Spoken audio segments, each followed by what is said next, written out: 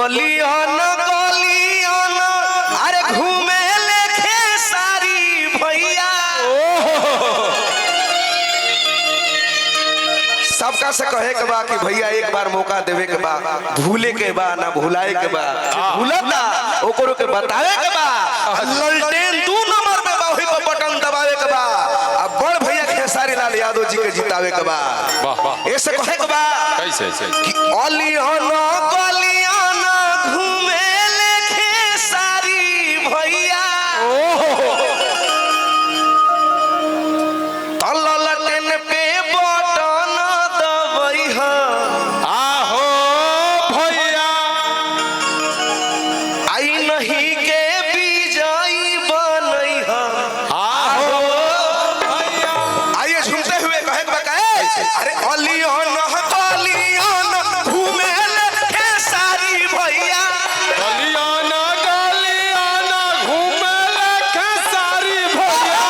Alien गलियन घूमे लेखे सारी भैया।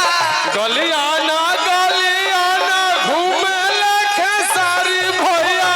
लालटेन पे बटन दबैहा आहो भैया। ललटेन पर बटन दबैहा आहो भैया। ई नहीं के विजयी बनैहा आहो भैया। नहीं के विजयी बनैहा आहो भैया। नहीं कोनो नेता होवे घरवा के बेटा होवे। नहीं कोनो नेता होवे घरवा के बेटा होवे। नहीं कोनो नेता होवे घरवा के बेटा होवे। और का ऐसे तो लालटेन पे बटन दबैहा आहो भैया। ललटेन पर बटन दबैहा आहो भैया। भैया खेसारी के जीतैहा आहो भैया।